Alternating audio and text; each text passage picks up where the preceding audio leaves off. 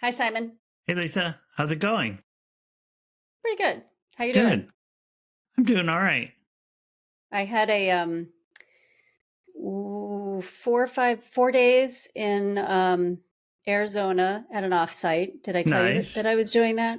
I don't know if I told you. I knew you were going to Arizona. I didn't You realize didn't it's know an why? offsite. Yeah. Yes. So somebody that I advise for, and they rented an Airbnb, and part of it was to focus on sharpening up direction on the company direction, Mm-hmm. and also part of it was just having fun and relaxing.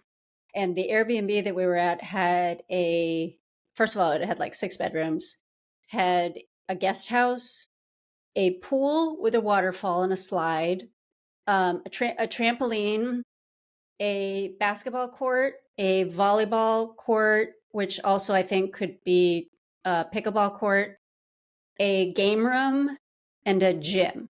And a movie theater. Uh, no, but they did have like a TV room that had a pretty big TV Okay. and good, not stadium seating or whatever they call that. Um, What part of but Arizona were you in? so just outside of Phoenix, it was Okay. hot. It was very hot. But we also we went to. Are you familiar with Taliesin West? Do you know what that Yeah. is? Yeah. That Frank We Lloyd went Wright there. house. Yep, Yeah. exactly. And it's funny. We after that we had some time to kill before going out to dinner, and so we did a little shopping. And this guy in a store was like, "Oh, you guys in a tour group or something?" And we were like, "No, we work together." And he was like, "Oh, what have you guys been doing?" And we said, "Oh, we went to Taliesin West." And he was like, "What's that?" And we were like, "Oh, it's a Frank Lloyd Wright building." And he goes, "Who's Frank Lloyd Wright?" And so then we explained everything. He said, "Oh, he's this architect, blah blah blah." And he's like, "Oh yeah, I grew up here, and I don't really know that." And I was like, "You grew up here? There's a road called like Frank Lloyd Wright Drive." Right. Wow. So anyway, yeah, it was fun though. And so I bring this up also because we were sharpening up the target audience, which is what you and I are going to be talking about today. So I Right. thought it was a very apropos little anecdote. Yeah. Well, Um, maybe you can talk more about, what you did, what you were doing, with an audience, no, right? no. I mean, Just not kidding. specifically. No, I know. Like I can talk through kind of the exercises that we went through, as it might be relevant to this topic. You do anything over the last week or anything you want to report on? Trying to remember. It's like, I well, know. I had a birthday, and that was pretty relaxing. Actually, I normally end up cooking just because I enjoy cooking and it's Yeah. therapeutic. But this time What did I'm you make? like, no, I didn't make. You Well, didn't. so I cooked the day before while I was a Okay. year younger, and Mm-hmm. I made tiramisu, which Yum. everybody Post your on recipe. yeah.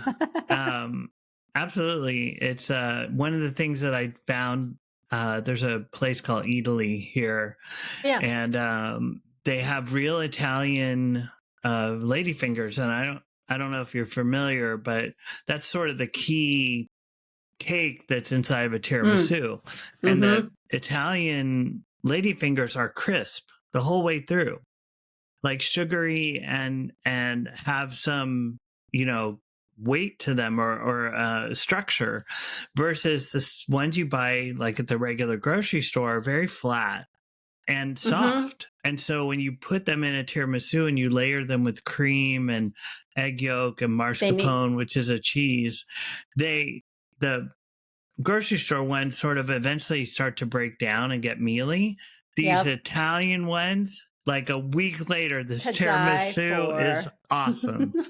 Yeah, no, totally. And you can brush it Oh with, I brush it with espresso and amaretto. So my God. traditionally, it's marsala, which is a sweet red wine. Mm-hmm. There's other recipes too, which are rum.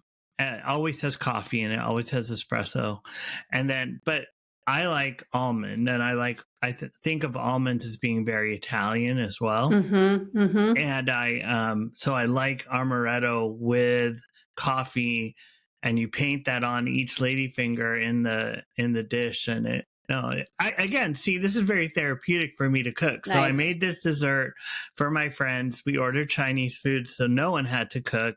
Mm-hmm. They came over and we just drank wine and had food and talked for like 2 or 3 That's hours. And that's the best. yeah, it was. It was really nice. It was relaxing. It was low key. I didn't mind hosting. You know, Susan and I, the house is pretty clean It's good for normally well, anyway. and So good yeah, for entertaining. It's very good for yeah. entertaining. Yeah, So you have a good house for that. thank you. Well, that sounds fun. Yeah. Yeah. No, I mean, I would love to go to a retreat too, to a nice house like that and just hang out. But It was did you really guys, nice. did you cook much or go out to dinner a lot or? We went out to eat a lot, but there was so there's one thing. There's maybe 4 people with the company, and they all brought their spouses and families if they had it. And Okay. there was the engineer and his wife have a 9-month-old baby. They brought her parents, and they stayed in the guest house. And then the CEO he grew up there, and his wife grew up there, and their parents are still alive, and so they have 4 kids. The kids usually stayed with the grandparents for most part, and then everybody else was didn't have any kids. And there was one, I think it was my last night, so they were staying a couple days longer. And the engineer's wife was like, maybe we could just not go out to eat for once. And she goes, what if we just like grill some steaks and I can like make some mashed potatoes and salad? And we were all like, yeah, that sounds good. So Yeah. that's what we ended up doing. And it was great. And it Yeah. was everybody. So it was like all the kids, there were cousins, there were like tons of people. There was literally like probably like 25 people there. That's And fun. we were all in different places around the house, around the property. And yeah, it was great. And we had some good desserts and stuff too that actually nobody made the dessert. They were all store bought, but they were still good. So No, it's yeah, it was fun though. that's great. So getting into the topic at hand today about understanding a target audience, as I mentioned, that's what we talked about for the most part for work related stuff, but let's Right. not get to that yet. Let's start out by just talking about like what is a target audience? What's the definition of it? It sounds pretty obvious. And then why do I need it? Do I care? You know? Yeah. And why don't I have you kick it off? I mean, if we think about it's pretty logical, like you said. It's target audience is the people who you want to buy or use your product or service, right? It's whoever you're going to go after, and it's defined by some sort of parameters, right? That create a group amongst everybody. So you're not marketing to the whole world. You're saying, I think these are the people that would really benefit from the product that I've developed or the service that I offer or whatever. And I think it's defined by different things that we'll talk about, and ultimately you generate these things called personas, right? And that's a fancy word for a group or representation of your audience and things like that.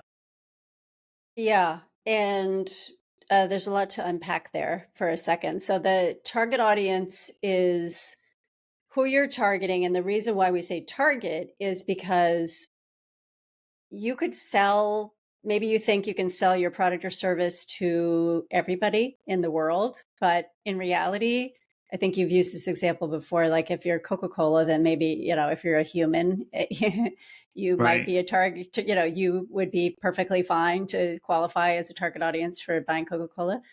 But if you are a little bit more niche, you're not going to want to try to advertise, so to speak, or promote your product or service to the whole world. You want to do it to the right person who Right. is likely to buy your product or service. I think you've used a Yeah. good example. What did you say? It's like a spear. I forget. I don't know. You have some example for it. Like, Okay. well, you've also used a machete and a Oh, I don't know, scalpel or something as an example. yeah, kitchen knife. But that's a little bit less about, I mean, it is about getting to your target audience, but that's also has a lot to do with UX and things like that. That's But true. I was going to say that your Coca-Cola example is interesting because yeah, Coke is for everyone, right? But if your target audience, you want to do something, say on a channel that's targeting college students, right? Whether that's a social media channel or radio or, pop station or even like some sort of cable video programming, and you're going to do a Coca-Cola ad, you don't want a bunch of old people drinking Coca-Cola unless they're really cute. Why not? Well, I mean, they could be really cute, but really you want... You mean in your ad? In my ad, yeah. Okay, wait.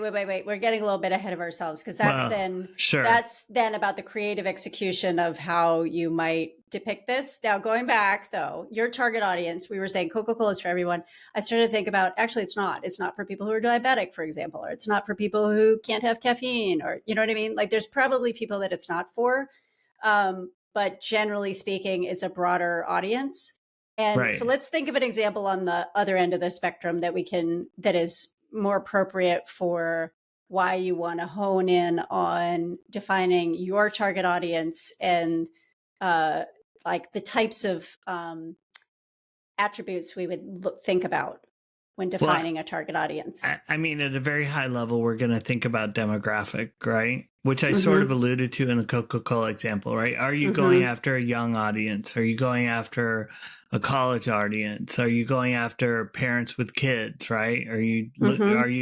Is your audience really people who are in retirement, right? Enjoying the golden years thing. So you have to, I would think that at a basic level, demographics is where you start, right? With your audience. It could also be behavioral is the way you start as well. Exactly. What are the types of things that they do versus who they are? What they do and what their priorities are, right? Because that can also have an impact, right, on your brand, right? Is this a priority thing? I think also you want to target people who are ready to purchase, right? Or maybe you want to just do awareness, right? About something. Sometimes you just need to create some sort of awareness about your product, and that will start to generate the whole, flywheel of selling and things like that. So can you think of any other like sort of basic types of target audiences or Yeah, so it depends on if you're selling to consumers, so B2C, that usually is you might have a type of person in mind. Again, you alluded to a persona. So you might have one or you might have three that are all fit into the category of buying your product, whatever that is. In the B2B world, it's going to be different. And you might have very different types of audiences. And thinking about when you and I were at Adobe and we were working on Creative Suite, then Creative Cloud, within that, we had very different audiences. We had people who were designers, we had web designers, we had photographers, we had videographers. Right. And if we were selling, let's say we were promoting Photoshop within that context, we highlighted different benefits for the same product depending on who we were talking to. So that's really what a target audience is too. It's like what are the things that target audience cares about? And then you might need to think about your offering by putting yourself in their shoes. And again, maybe a persona, a web developer who blah, blah, blah, blah is like the persona. They're 35 years old. They like coding. They like to go to coffee shops. I don't know. You make up a bunch of stuff is what a persona is. Right. So at Adobe, that was just for the creative products. They also sell analytics products, and that's a totally different audience, even completely different than the creative products. That's going to be selling to, like, I'm going to try to sell Acrobat to the person who oversees IT, because I'm selling it into the whole organization, and I have to tout that it's secure and, I don't know, helps you be more efficient. And I think you're touching on sort of why have a target audience, right? Because you want to optimize your messages, your advertising spend, your effort, like the effort of your team and your company to be really focused, right? You want to increase sales. You don't want to try to sell Photoshop into the IT guy, right? Or Acrobat necessarily into the designer, although we know there's crossover. And that's a, in a sense, another audience, or part of the technique of really understanding your audience. Maybe there are groups Yeah. of people, Well, and that's why we look at the audience instead of looking at what you offer. Because if we look at a designer, maybe we say, okay, Photoshop is right for you, InDesign is right for you, Illustrator is right for you, Acrobat is right for you. You know, like we determine there's a bunch of solutions that are appropriate for this particular audience instead of saying, I have Photoshop, who am I selling it to? So it kind of goes both. It's bidirectional.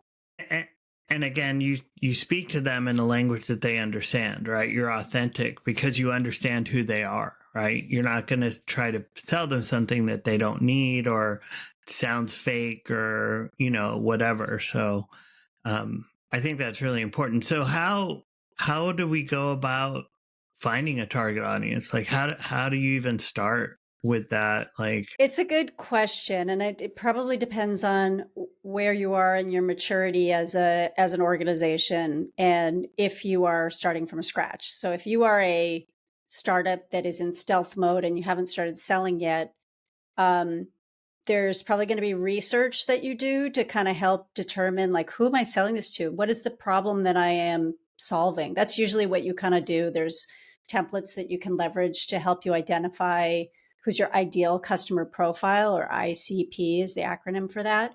mhm. And then I don't know how much time we want to spend on that, because there requires a lot of research around that. But if you have been selling for a while, it helps to then just look at your customer base and say, like, Right. what do these things have in common? And you Yeah. can even survey them. Sure. Voice of customer, right? Mm-hmm. It could be anything from, like you said, a survey.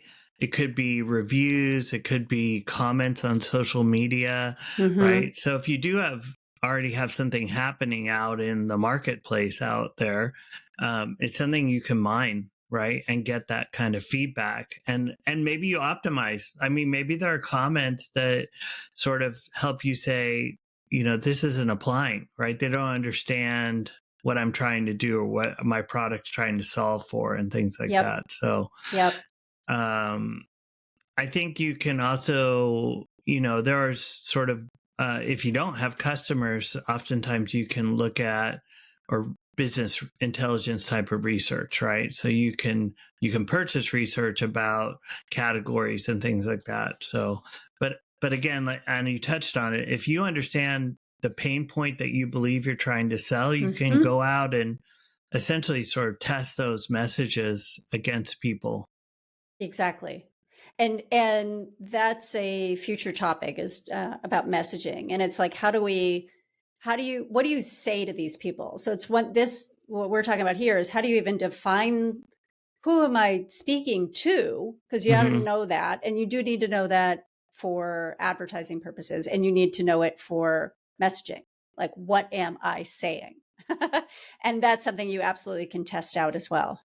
Right. And again, not just for the advertising, but where do you advertise and where, and when we say where, we don't mean physical location necessarily. It's all digital, right? So which websites, it's going to inform all kinds of your marketing. Like it's one of those fundamental things that you really have to have a handle on. And you touched on this at the beginning of the conversation today, which was you were at an offsite and you were reworking your target audience. So I I'll I'll I'll lead the witness, but so basically Yeah. you're saying that the target audience isn't done in one and done, right? Yep. Right. Yeah. And so it started out as a very broad, like, if you were a small business owner, that was the initial target audience. And then now, the conversations are more around, okay, do we need to be more refined in what kind of a small business that is? Is it a freelancer? Is it a solopreneur, which is essentially the same thing? Are they fewer than 10 employees? Are they, like, it's that kind of thing that we went through? Or is it the industry? Do you Are look at they, revenue that, or the or it how much? wasn't. It wasn't part of the discussion. But it's not to say that that's not an important consideration. So at another Locality? company, What's it can, locality?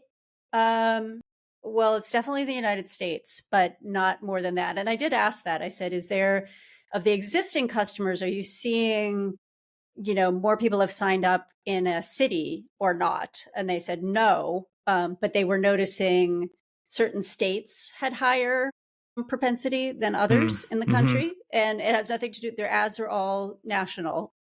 So it might just be that the people that it's the right um, product, or it's a service technically, and maybe it's better to focus on those particular states. Right. Like it's Right. something to consider. And this is literally like, we're looking at how have people behaved. They also have been promoting their offering on third-party like partnerships, and they're Okay. seeing a lot of traction. Like again, the third party can tell you, um, this is how many visits we get to our website every day, every month. This is the exposure you would get, and so then you can kind of calculate how many referrals are coming over from another platform. I'm getting a little bit off topic, but anyway, like it was like another thing that they realized it was actually very effective, because that particular platform is super targeted with what they're offering. So Right. it was like they identified a good, yeah. But I don't think you're that far off topic, because again, you're refining your audience, right? You're Yeah. saying Yep. that maybe a large percentage go through these third party partners. So who are those people, right? Yeah, exactly. And it's going to be different for every industry, right? Like if it's something that you've Exactly. heard of when you're doing research, see, maybe there's an opportunity. And there's another, okay, now I'm getting into promotion, but I just want to mention this as an aside. So sidebar, sidebar marketing is that sometimes they will, there are third parties that will allow you to say, be included in their, maybe they have a weekly or monthly newsletter. You can get included in that. And that's a nice little promotional thing too. If you already know the people that I'm targeting are already on board for this particular, publication or whatever, you can find out, and it might be very well worth it. It's just make sure that you find out, will they tell you like how many people did see this? Will you get the information about, like, can you click it back to your website so that you then control, the story from that point on? Because sometimes they don't let you do that. They just go back to their own property. Oh, right. Yeah. Right. One of the other things that you and I have talked about is that sometimes it's tricky if who you're selling to is not the buyer.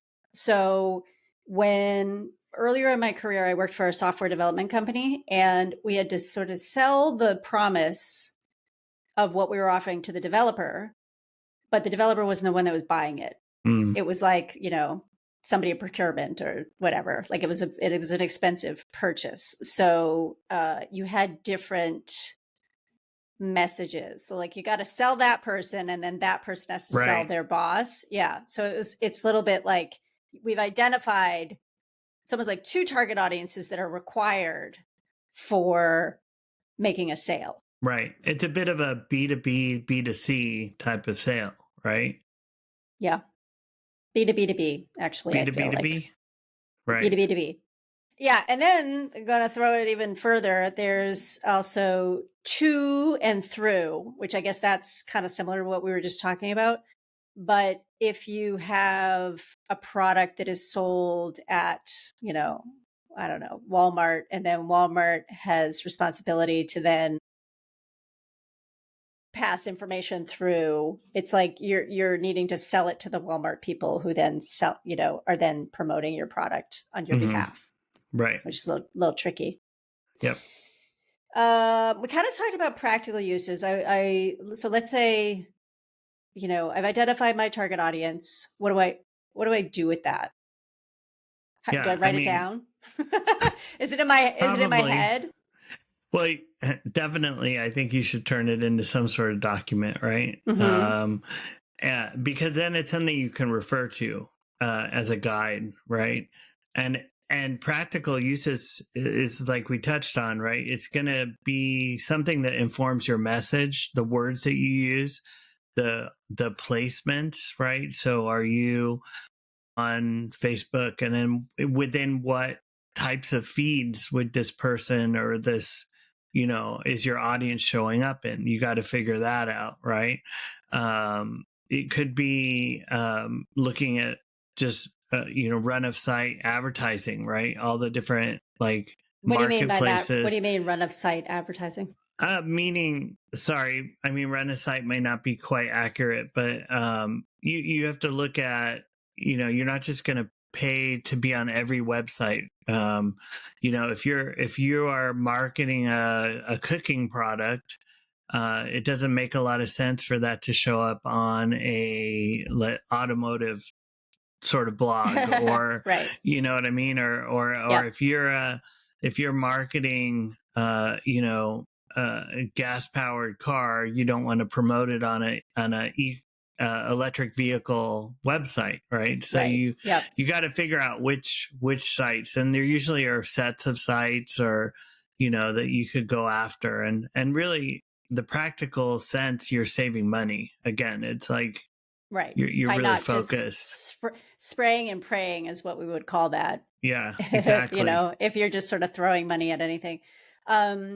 Real quick, run of site, ROS, you might see that if you start working with third parties. So let's say I'm going to use ESPN as an example. And let's say I said, okay, I want to do run of site on ESPN. What that means is like every single section within everywhere is where you might show up, even in the depths, way down deep in some area that nobody ever goes to. I don't even know what a good example would be.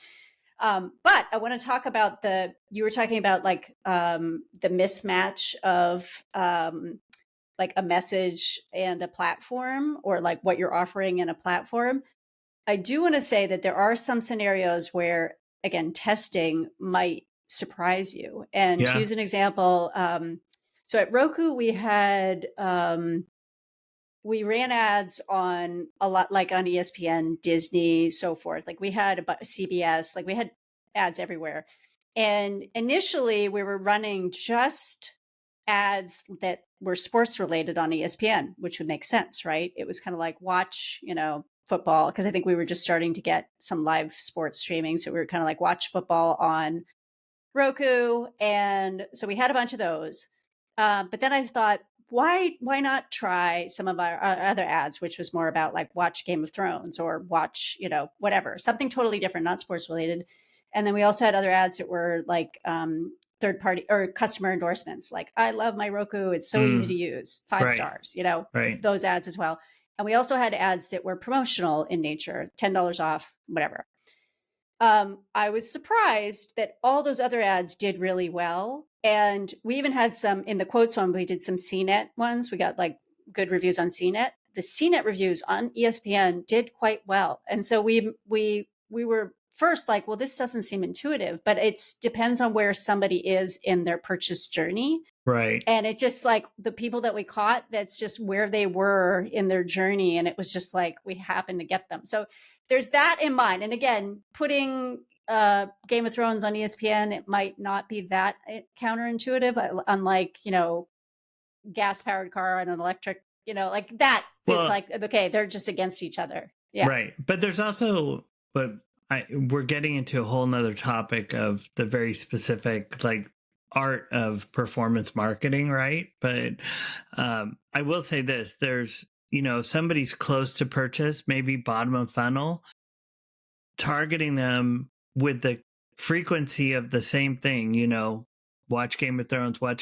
It doesn't matter where they are. You're just, that this is a Game of Thrones audience potentially, right? Right. Where are they? You hit them everywhere so that they are like, but if they're at the top of the funnel, and again, this doesn't always apply, but if they're top of funnel and it feels like a mismatch, then it's not going to perform as well, right? Right. So, it's true. Now, one thing I will say, so you just made me think of this, is with again, we're using Game of Thrones, which the show's been off the air for several years now at this point. It's still super popular. Is it? So we've got Game of Thrones using that or like CNET. So using CNET as an example, maybe these are people that are already in the consideration process. They just happen to also like sports. So it has nothing to do, like people that like sports, like Roku. That's not true. It's like some of them do, you know? So there's that where it's people are complicated. They like a lot of Right. different things. So even if maybe I like sports, but I don't like all sports. Maybe I like, Well, you know, I like Pilates, you know, like what's the overlap? I don't know. right. But and again, you're touching on a whole bunch of stuff. Like, you know, there are moments in time when I'm a chef, right? And I care about food and recipes and things like that. And then there are moments when I am a runner and I actually do still care about food, but not usually the, you know, I The need yummy healthy stuff. food, right? And I get bombarded with the Mediterranean diet, right? Instead of the, and tiramisu is not on the Mediterranean diet, even if Right. it's in Italy. Yep. You know, and it's just like we hear different things. I would use an example. I think about radio, right? Radio is it's each channel has an audience. So in a sense, you know, if you advertise on a radio station, you have a pretty good sense. But for example, I listen to a news radio. There's not much news radio anymore, but they have advertisements that absolutely do not apply to me, right? About things. And it's just because the news audience is so broad, right? So many people. So they Yeah. sort of have all kinds of things. So, Yeah. Unless it's yeah, news is pretty broad, but usually magazines or podcasts or it's like it's or a website, many websites that are just content have a specific niche. And so there right. are times when Or it's like it multiple aligns. ones. Yeah. Yeah. It could like, I don't know, Entertainment Weekly or something. Well, Like they you and I probably both have TV, a follow, movie. yeah, we follow a lot of What do you, marketing websites, yeah. like, you know, and a lot of topics about what's happening in the business world. And the stuff that's Yeah. promoted on there are tools for marketers or things like that, right? So it feels more specific. Yeah. I mean, the last thing that I want to kind of touch on is applying this to your messaging. So you've got, let's say we've identified who our target audience is, and I we've mentioned the word persona a few times, and I feel like our persona is really the manifestation of a target audience because it helps make it real. Like a lot of times, if you look up a persona template, there's tons of them, so I don't think we need to post one, but it'll prompt you to have a picture. So literally the Hmm. team could like visualize who this person looks like. With a It funny gives name, you with a name, like it might be like, the you know, technology twins. flashy. Exactly. They're usually an alliteration. Right. And then it might have their age. It might have it most likely has their occupation, Income. income, things they like to do, behaviors. It could be as much or little as you want. And it's just kind of Right. trying to help you put a face and a name to your target audience. And I feel like around 3 is a very common number to have, Three but starting personas. personas, yeah. Yeah. But starting with one is fine because maybe you're like, I sell a very specific thing to a very specific audience. I sat on a plane going to Arizona. This guy, he sells minerals. So literally, they mine minerals. They sell it to like they have very specific people that they sell to. So Right. it's like very specific.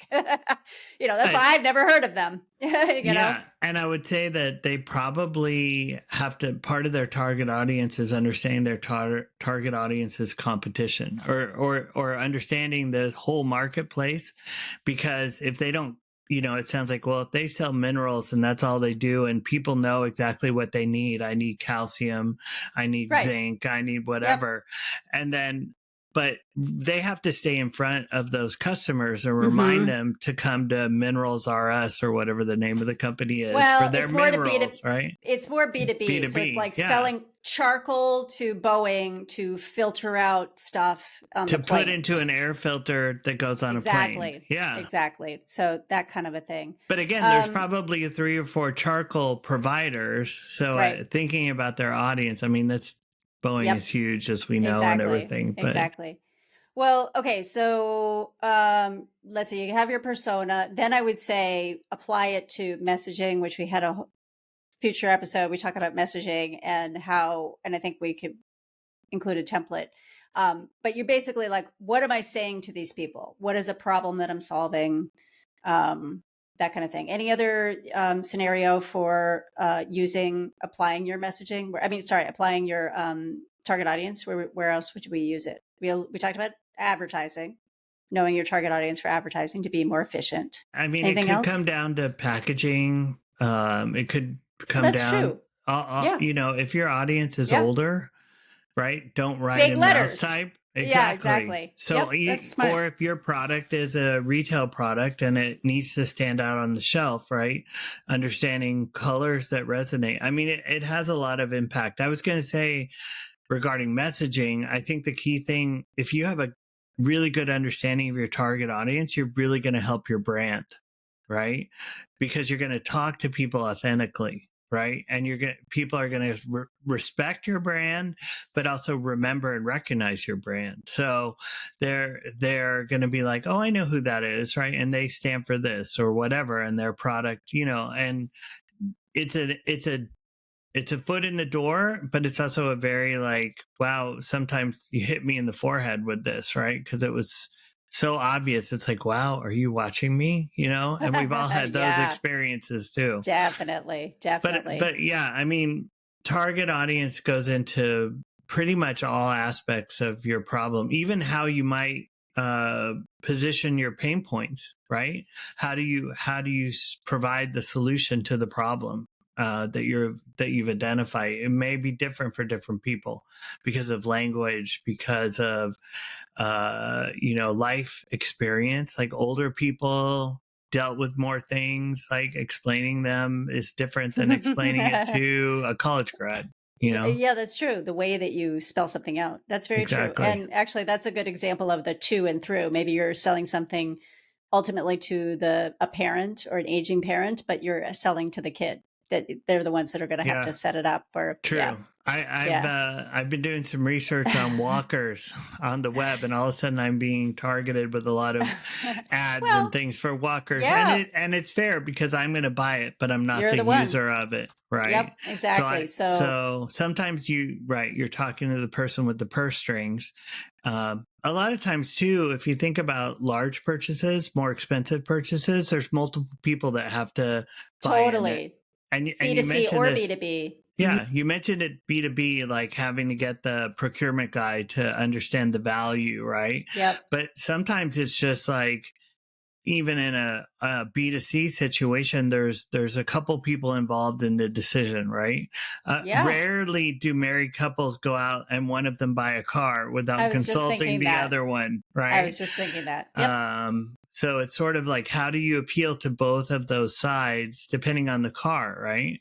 Obviously, some cars have a performance side and maybe a practical side, and that appeals to both parties, right? But some cars are just purely like sports and power, right? And then that's a whole other conversation. Yeah. Well, I think this is a good place to stop unless you got anything else you want to add. Yeah. Nope. All right. From tangents to tactics. It's mostly marketing. Very good.